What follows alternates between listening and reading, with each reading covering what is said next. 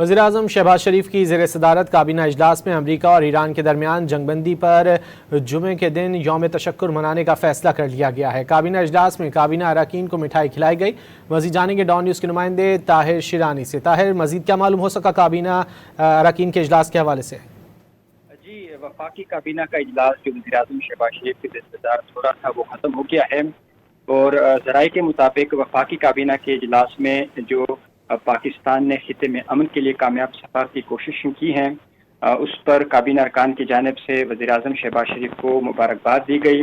کابینہ اجلاس میں کابینہ ارکان کو مٹھائی کھلائی گئی، اور وفاقی کابینہ کے اجلاس میں یہ فیصلہ ہوا ہے کہ جمعے کے دن یوم تشکر منایا جائے گا۔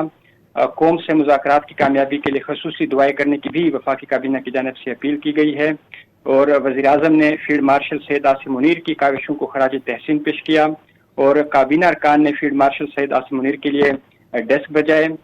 کابینہ ارکان کی وزیراعظم کو مبارکباد بھی پیش کی گئی، اور وزیراعظم کی جانب سے جو خطے میں امن کے لیے کوششیں کی گئی ہیں اس کو خراج تحسین پیش کیا گیا۔